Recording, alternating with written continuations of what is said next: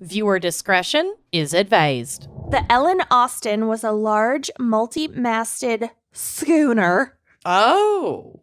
Love a good schooner. Which I got ripped apart when I used to be a trivia host for saying schooner.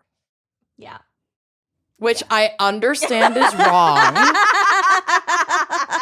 But I was not into boats or sailing, and that's not like a preposterous way to assume that is pronounced It's when really you just not. see the word for the first time. Yeah. It's So really I stand not. by it. I stand by it. I once pronounced the word chutzpah as chutzpah, and the That's 4-year-old that I embarrassing. was reading the book to was like, Corrected you, the 4-year-old. yeah, she was like, Ma'am. it's chutzpah.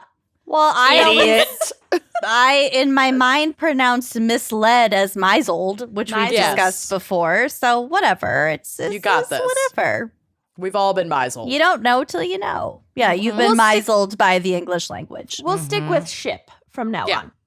Well, I understand now Skip. what a Skip. schooner is. Schooner. So this ship was built in Damariscotta, Maine Oh, your hometown. Oh, your hometown. in 1854. She was made of white oak and was 210 feet long and weighed over 1,800 tons. Oh, God bless her. Jesus Christ. Tons? Yeah. Tons. It was a big cargo ship. It has Big 3 girl. masts. Real big. Big gal. There are pictures on the drive, not of this exact ship, but of like A paintings similar or ship. renderings of similar sized ships, so you can get a sense. Mhm. Okay. She's a big gal. Yeah. So You could have a wedding on this ship. Mhm. Mm. Okay. So upon completion, the ship began making trips back and forth between Liverpool and the United States, transporting cargo. The ship was mentioned in an 1855 news article as preparing to transport 2,397,817 pounds of cotton cargo from Savannah. So just a little bit of cargo. Yeah. Just a lot touch. of cotton that was Mm-hmm. grown and harvested using enslaved labor. Mm-hmm. A lot of labor-intensive cargo. Yeah. Which is, quote, the largest cargo of cotton ever cleared at that port. And Savannah is still, to this day, one of the biggest ports. Dang. That is a shitload of shit. Yeah. So the Ellen Austin spent years making runs like these between the U.S. and Liverpool, most frequently between Liverpool and New York. But for a ship that was simply transporting cargo back and forth across the ocean, she was in the news more often than one might expect. Mm. In 1856, the Ellen Austin reported $60,000 in lost cargo, which would be over $1.7 million today. Oh. Dang. I couldn't find more information about that. Like what? I'm assuming there was a storm or bad weather or like Something happened. some happened. There the were cargo so was many- fucked. I mean, in the mid 1800s, for sure, but even in like the mid 20th century, from what I came across in my notes, there were so many gaps in reporting. Mm-hmm. Like a lot of these alleged lost ships had returned to harbor safely, but they didn't report on that. They just reported on the fact that they were missing. They in were the first missing for a place. while or They were, like, delayed, and yeah. then they eventually did show up. Yeah. Hey, it's like, a better story to say they're lost. Mhm. it really is. But also Mhm. the gaps in the journalism is Yeah. A little very messy. real. Yeah. So then in the winter of 1857, a New York Tribune article titled Brutality at Sea, Yikes. which like it's got to be pretty bad if you're talking about it in 1857, Yeah. Yeah. detailed numerous allegations of abuse and torture by the ship's captain, a scoundrel of a man by the name of Garrick, Yikes. Never met a good Garrick. No. and members Never of met his a Garrick. and members of his crew during a recent voyage. So the article described how Captain Garrick, quote, knocked a crew member named Thomas Campbell down with a heavy wire rope Ooh. and then beat him over the back and shoulders, lacerating his body, and also inflicted 2 severe wounds upon his head. Oh my God. Well, a rope for that kind of ship is no fucking joke. It's probably like this big. And wire. Yeah. Or like It's wire basically bound in it. chain. Yeah. Basically like a stay Yeah. on the ship instead of. Ew. Yeah. So it went on to say, quote, not satisfied with his own brutality, the captain set on two large ferocious dogs who tore and mutilated Campbell's legs. Oh. They fucked up this poor boy. His story was soon picked up by other papers, and follow-up reporting predicted that Garrick, his first mate, and his bosun would soon be arrested. Bosun. I know. I knew you were. Boatswain. I know. I knew you were going to pick up on it. Bosun. I don't know what this means, but okay. Glad you're excited. You've not watched Below Deck? No. Yeah. We've talked your about this shit many together. times. I would have thought that by times. now. Bosun. Yes. I'm sorry. I'm sorry. Boatswain. Bosun. Wow. This episode is fascinating. Yep. I knew you. I Fascinating. knew that would get you. It did. Okay. So, however, the charges apparently didn't stick, and Garrick stayed on as captain of the Ellen Austin for several more years. So, like, nobody got punished for just torturing that poor boy that worked on the ship. During another journey between Liverpool and New York, crew members of the Ellen Austin were accused of tying the arms and knees of a passenger Oh my God. together and, quote, passing a stick between them before rolling him along the deck like a bale of goods. What the fuck? They basically, like, trussed him arms up and like their Yeah, they just did this. like a barbecue pig, like a roast pig, and then just rolled him across the deck. My God. Yep. In an article about this accusation, a reporter for the Richmond Dispatch wrote, quote, this ship, it is said, seldom arrives in port without similar charges being made by passengers and crew of violent usage on the part of the officers. So it was just like a bunch of like brutal, violent crew that like got off on sadistic shit and like found each other. And It was like, a fraternity. yeah. Mm. It was SAE. Mm-hmm. The New York Times published a similar article around the same time, which noted, quote, the officers of the Ellen Austin have a very unenviable notoriety for alleged cruelty to their men, and that the vessel has scarcely ever entered port without complaints being made to our police courts against them for cruel and inhuman treatment. Cool. So, like, nice every legacy. trip. And, Yeah. like, again, it's the fucking middle of the 1800s. Right. So it has to be really bad for Yeah. there to even be complaints that Right. are known. Like, And official also, complaints. Like, Yeah. there's no oversight. So even if there are complaints, what's going to be done about it? right. Yeah. Also, like, if they wanted to, they could just throw your ass overboard in the Atlantic. Mhm. Mm-hmm. Mhm. Yep. Wow. So then in 1881, a series of events occurred that would guarantee the ship's place in the maritime lore for generations to come, Mm. and including its spot on this podcast. Ooh. Most importantly, we now- preserve history here. The now aging ship was making the trip back to New York on what was meant to be its final journey before retirement, and was passing near the Sargasso Sea, a region of the Atlantic Ocean that is surrounded by 4 circulating ocean currents. Big old whirlpool. Mm-hmm. It is the only sea on Earth to have no land boundaries, only water. So it's considered a sea, even though it's basically just like kind of where the Bermuda Triangle is. Sure. Oh, wow. And that's Well- because of the currents. The currents are like a wall almost. Mm-hmm. Yeah, it's a barrier. Yeah. Interesting, right? Yeah. Really? What was that book that we read in 9th grade? Wide Sargasso Sea. Yeah. Yeah. So that was like the precursor to Jane Eyre, Mhm. right? Yep. So that I was also knew that you would bring that up, and I have the book cover photo on the drive. God, Oh, you're you yes, do. you So do. well. You're so good. So it's like the precursor to Jane Eyre, and it's supposed to kind of describe where, what the fuck's Rockefeller, what was his Mr. name? Rochester's wife. His wife who Rochester's goes crazy. First wife who like burns alive in the attic because he's a What? fucking asshole. Jane Have Eyre. you I ever need read to Jane reread Eyre? Jane Eyre. Dude, don't faked- bother. I fucking hate Jane Eyre. I love Jane Eyre.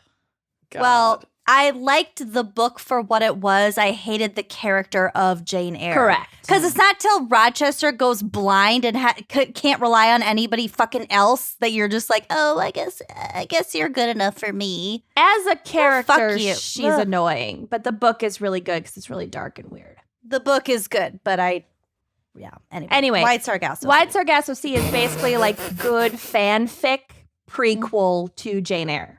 Okay. I loved White Sargasso Sea. Yeah. Okay.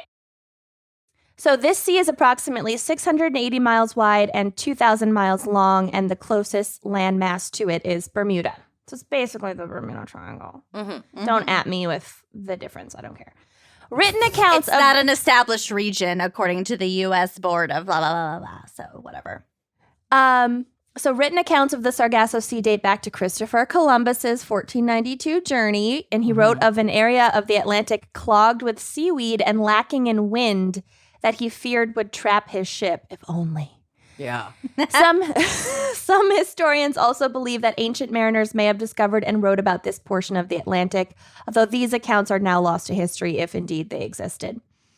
So either way, by 1881, the sea had long been known as a hazard for sailors, and legends circulated of ships trapped there for eternity, mired don't in like that. seaweed, with no hope of winds to propel them out, just like stuck, Yeah. Not good. like a parking lot.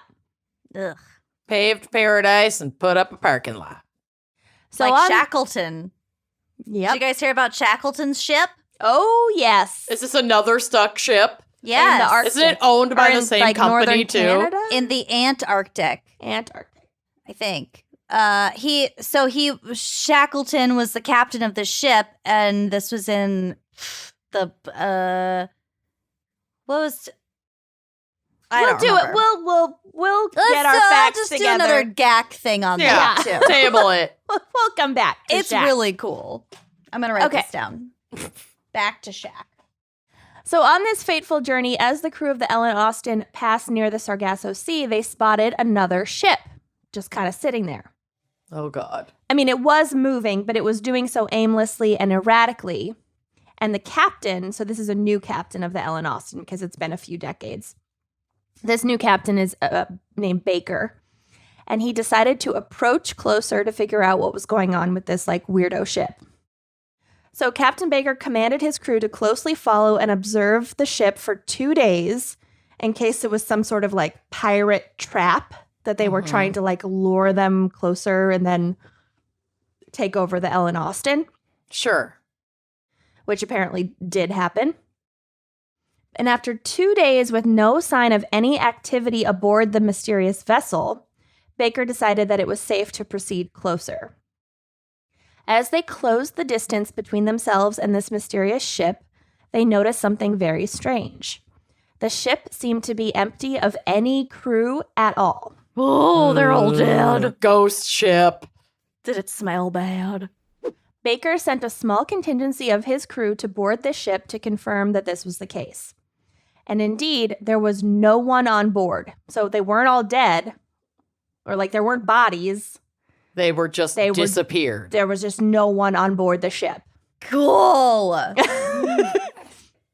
So nor were there were no bodies, nor any sign of violence taking place. So it's not like they had been killed Like there by was a a different pirate mutiny ship or- or yeah, a mutiny or Apart from like the regular violence, the rolling and the whatever. well, that's on the Ellen Austin. This is on the mystery ship, and it just like Oh. everything is like tidy. So like, the everything Ellen looks- Austin stumbled upon this mystery ship Yeah, and found Oh, wow. Empty. Okay. Yeah. Got it. Oh, fun. fun. all she of says. this. Look. Look. All of the supplies and rations that one would expect to see on a ship equipped for a transatlantic voyage were still there. from the food stores to the sailors' personal belongings. So it's not like they like got stuck for a long time and ran out of food. All their shit was there. It's not like the crew was rescued by a different ship and so they could like take their rucksacks or whatever and like go away. They were just gone. They're just She gone. gone. They're just no people, but like no signs of distress otherwise. Oh, aliens. Aliens. Upon further inspection, the only things that appeared to be missing were the captain's logbook and the ship's nameplate. So it's a nameless ship. Cool. So we can't even track who had previously been there. Pirates, though, right? No, they would have taken the cargo. They would have taken the valuables. Okay, aliens, then. They would have known about the nameplate, the It can logbook. either be pilots or aliens. There is no in between.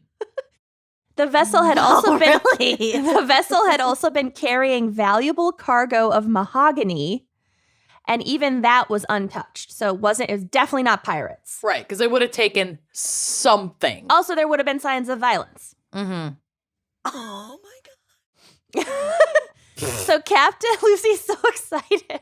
You know I love this shit. I fucking love this shit. Okay. So Captain Baker speculated that the ship had probably been sailing from Honduras and headed for England or a Mediterranean port when something must have happened that made the crew evacuate quickly. Baker ordered the crew that had already gone aboard to stay there and pilot the mystery ship alongside them so they could like caravan both ships back together to New York. Nope. But then, after 2 days of moving along like this, a huge storm came through. The two ships were separated, and when the weather cleared, the unnamed ship was nowhere to be seen. It claimed more victims. Then, several days later, the Ellen Austin came across the ship again, and it was again moving slowly and erratically. When the Ellen Austin approached, they found the ship once again unmanned. The new crew that had been the Ellen Austin crew had vanished without a trace. Oh, my God. What the fuck? Is this And- true? I don't know. No. I haven't seen anyone say it's not. Oh, my God. I'm putting all my eggs into this basket. And the Ellen I'm Austin obsessed. for sure existed because I found newspaper articles of that. And the new logbook that Captain Baker had given that crew that was now manning the new ship, because every ship has to have a logbook, Mm-hmm. had also disappeared. Oh, cool. Oh, my fucking God. Of course it fucking did. Why wouldn't it? So the crew of the Ellen Austin, now thoroughly spooked, they tried to convince Captain Baker that this fucking ship is cursed. Yeah, We're bye-bye. just gonna leave it here. We're gonna give it a Keep- wide can berth. Keep its mahogany. Mm-hmm. We're good. Fuck it. We never saw a thing, right? Bye-bye. But Baker was like a very like logical, considered himself to be a very logical and rational man. And so he just believed like there must be some logical explanation for what happened. And he was like, look, this mahogany is really valuable. It's basically like winning the lottery because we found it and no one else can claim it. And so like he just gets to pocket all of this money. So he really wants to bring that ship. Yeah, to get New your York. ass into that ghost ship and get me my money. Yeah, hold on. Get your ass up and go to work. Okay, so Baker doesn't want to leave it behind. So he convinces another group of his own crew to board the ship again. And he assured them that the Ellen Austin would now follow behind that ship, stay really close, be no more than 10 ship lengths away from each other at any time, Storms, honey. and would not let the vessel out of his sight. So he's like, we're going to caravan. We're going to be even better about it. No. I would never. This is not going to go well. Anytime you No. make a plan, No. something's bound to get fucked up. He also allowed this crew of men to carry firearms on board in case there's like some sort of Alien. Cool. Okay. And guns. You know Yeah. what makes a ghost Guns. ship better? Guns. guns will solve it. Yeah. It's a good guy with a gun. Yeah, let's send in good guys with guns. good We got ship with a this. The good ship gun lollipop. So, but as the two ships set off again, the weather unexpectedly changed. Dude, God. no. The ghosts are fighting back. This time, a dense fog rolled in, and soon visibility was close to 0. Great. Great. Again, the Ellen Austin lost sight of the nameless ship. And when the fog lifted, she was nowhere to be found. Oh my fucking God. God. Bye-bye. Ellen Austin never found the mystery ship again, nor their missing crew members. They arrived back in New York in February of 1881 and several days behind schedule because of all this fucking shit. As planned, the Ellen Austin was then retired from her cargo runs. Yeah, but, she's seen enough. We're done. but She good. she good. She good. But it's still like a big ass ship. So somebody Yeah. still bought it and tried to use it for other purposes. Right. Yeah. But many say she was cursed. And the Ellen Austin was sold to a German company that renamed her Meta. Oh no. And then she created Facebook. And no. just 2 years later, she was shipwrecked off the coast of the United States. Bye-bye. Oh. She offed herself. She was like, I said I was done. She also probably was just old and like not super seaworthy anymore. 1,000%. I mean, But- same, first of all. She's Let me been go through with a lot. dignity. Mhm. Yeah. She's yeah. clearly cursed. She's done. She's Yeah. fucking over it. Oh my God. Wow. I love that. I know, That is isn't that so cool? scary. Oh, I love it so much. So if you come across a ghost ship, doesn't matter how valuable the cargo is. Leave it alone. watch the first 12 minutes of Mhm. Ghost Ship, Mhm. and then the rest is The best. not great. The absolute best. The first 12 minutes of Ghost Ship are some of the best in horror 12 minutes filmmaking. of all time. Yes. And then the rest is Best garbage. 12 minutes of all time. Truly. Well, I sure hope you liked that clip. If you did like that clip, make sure you are subscribing to our YouTube channel, leaving us a nice review, and joining us on Patreon for even more video content, audio content, salacious content all around. Come join us. Treat yourself.